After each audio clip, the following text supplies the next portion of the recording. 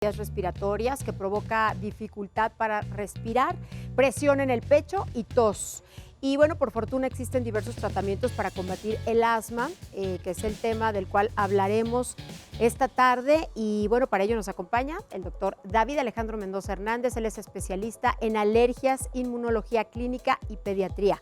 ¿Cómo está, doctor? Buena tarde. Hola, ¿qué tal, Adriana? ¿Cómo estás? Muy bien. ¿Y tú? Pues aquí con muchas dudas, doctor. ¿Nos puede usted explicar paso a paso qué es lo que pasa cuando una persona tiene asma? ¿Qué le causa el asma, por favor? Claro que sí. El asma lo consideramos una inflamación, sobre todo del tracto respiratorio a nivel de los bronquios. Tenemos una respuesta donde el bronquio se va haciendo un poquito más pequeño por esta inflamación y los síntomas que traduce es tos, falta de aire, dolor en el pecho y esta sensación de, digamos, flema y que normalmente se presentan durante la noche porque es mucho más difícil eliminar el moco que se va acumulando durante el día. Entonces estos síntomas son muy característicos que sean nocturnos. Esta inflamación se produce por varias causas, pero la más común, sobre todo en la edad pediátrica, es asociado a alergia, a ciertos alergenos. Pólenes de árboles, ácaros del polvo en la casa, epitelios de animales, perro, gato, etc. Claro. Y en la edad adulta a veces lo vemos también relacionado en la mitad de estos pacientes con una condición alérgica. ¿Cuáles son los síntomas, los principales síntomas para saber si yo tengo asma? El principal síntoma sería la tos, la opresión o dolor en el pecho, y lo muy característico es la sensación de silbido en el pecho. Cuando yo hago alguna actividad física o incluso a veces en reposo, podemos sentir este ronroneo o silbido que viene de la parte de abajo, sobre todo cuando sale el aire, y es como lo más característico del asma. Pero pudiéramos tener síntomas poco comunes, como podría ser esta sensación de flema constante y tos crónica, sobre todo en la tarde-noche o muy temprano en la mañana. Muy bien. ¿Hay diferentes tipos de asma, doctor? Lo consideramos principalmente como el asma alérgica y el asma no alérgica. Las dos características son inflamación en el bronquio. Lo único que nos dice es cuál es el responsable de producir esta inflamación. Y dentro del asma alérgica hay diferentes tipos, pero los consideramos en este gran bloque de asma alérgica. Asma alérgica. Y bueno, ¿cuál es la parte del cuerpo más afectada cuando se tiene asma? Principalmente es la parte de los pulmones. Si un poquito la anatomía, el pulmón tiene lo que es la parte donde respiramos, que llamamos alveolo, pero el aire para llegar a este alveolo tiene que seguir todo el trayecto del bronquio. Y ahí es donde este bronquio nos defiende del exterior, pero cuando se inflama o se encuentra con contaminantes, irritantes, virus, bacterias, es cuando se puede cerrar. Y en este caso, cuando es un asma, ya sea por alergenos o por estos factores desencadenantes constantes, el bronquio se cierra y nos da toda esta sintomatología como de falta de aire. Bien. ¿Una persona puede nacer con asma, doctor? Normalmente lo consideramos un conjunto de genética, que es algo que heredamos, pero que se va presentando con la interacción del ambiente, esta interacción de los genes que yo ya tengo, de que mis papás pudieron haber sido alérgicos, de que mis papás tienen asma, con un ambiente donde me expongo a cambios de temperatura, la humedad, epitelio de animales, perro, gato, pólenes en diferentes estaciones del año, van a ser como incluso las infecciones virales, van a ser este link para que yo pueda tener esta inflamación crónica y se desarrolle mi enfermedad. Sí hay ciertas consideraciones genéticas, pero siempre las asociamos con un desencadenante ambiental para que se busque esta enfermedad. Pero sí existe una predisposición genética. Exacto. Eso es importante saberlo. Lo más importante sería como identificar que mis papás o mis abuelos tienen alguna enfermedad de este tipo. Ese nos da un dato muy importante y lo consideramos como atopia. cuando mis papás o mis familiares tienen alergia, yo tengo una carga genética de atopia y en algún determinado momento de la vida puedo presentar mi alergia. En este caso, manifestaba como un asma. Bien. ¿Y cuál es el tratamiento adecuado para tratar el asma, doctor?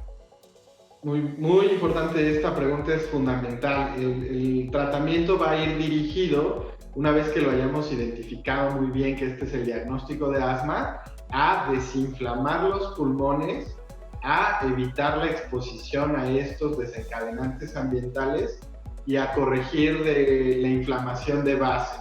Para eso tenemos diferentes herramientas terapéuticas.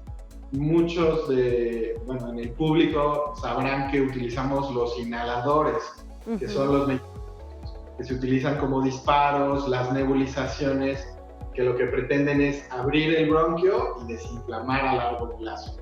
Y las terapias ya más dirigidas, una vez que identificamos a qué componente del ambiente, es crear una vacuna especial para corregir esta alergia. Y en algunos casos muy especial, medicamentos novedosos, cuando no hay un adecuado control que necesitamos utilizar, que son las terapias nuevas, que los llamamos monoclonales. Pero dependerá de cada caso y de la gravedad de este paciente. Del paciente, claro. ¿Cuánto tiempo puede durar una crisis de asma, doctor? Normalmente las crisis asmáticas son la manifestación más grave de la enfermedad. Y estas crisis asmáticas lo que hacen es que producen una baja de oxígeno y por eso el cuerpo tiende a jalar mucho aire, y esta sensación de falta de aire con dificultad para respirar puede tener diferentes gravedades, puede ser algo leve, algo moderado o algo grave. Si nosotros lo clasificamos como un asma grave, con una crisis asmática grave, necesita estar en el hospital, y normalmente es un periodo de 24 a 48 horas donde podemos revertirlo cuando son asmas muy graves. Cuando son crisis asmáticas moderadas o leves, pueden cursar un periodo de 6 a 8 o 24 horas en el hospital, y con los medicamentos ya en casa vamos a tardar un periodo de 1 o 2 semanas para llegar a no tener síntomas, y de 2 a 3 meses para no tener ningún grado de inflamación en el pulmón. Bien. Pues va a ser muy importante seguir los tratamientos en los tiempos adecuados. Sí, eso es muy importante. ¿Y el asma puede causar o desencadenar otras enfermedades? Sí, normalmente el asma está relacionado con otras enfermedades de tipo alérgico. La principal es la producción de rinitis alérgica.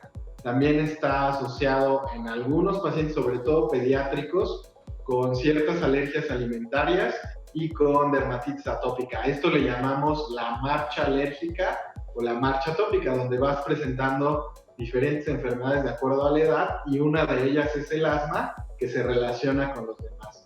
La más, evidente es asma con rinitis. Y en algunos otros casos hay que pensar en otras enfermedades que no son directamente producidas por el asma, pero que están, ¿no? Y que pueden tener síntomas muy similares. Un ejemplo de esto, por ejemplo, en adultos podría ser el reflujo gastroesofágico, que se puede asociar, que tiene manifestaciones similares a un asma, pero es derivado de otra causa, que es el regreso del alimento de los jugos gástricos, que pueden tener cierta irritación en las vías respiratorias. Muy bien, o sea que el reflujo, como usted menciona, gastroesofágico, tiene que ver o hay alguna vinculación ahí con el asma también. Exacto, entonces para nosotros es muy importante como saber que este grupo de pacientes que tienen reflujo pueden tener manifestaciones respiratorias de tipo asma. Los consideramos diagnósticos diferenciales, y en algunos pacientes tienen las dos cosas. No solo la manifestación del reflujo con los síntomas respiratorios, sino además los síntomas de asma, y suelen ser casos un poquito con sintomatología más aparatosa. Pues hay que atender a las primeras manifestaciones, doctor, hay que ir con el médico, por supuesto, y atenderlo, no dejarlo pasar. Eso es muy importante, atenderlo en tiempo y en forma. Exactamente. Lo que nosotros decimos desde el punto de vista de alergia pediátrica, entre más temprano identifiquemos al paciente con asma, más posibilidades de prevenir el desarrollo del resto de las enfermedades. Entonces podemos parar esta marcha atópica. Doctor, yo le agradezco mucho la información que nos ha compartido esta tarde aquí en Código Salud. Muchísimas gracias. No, gracias.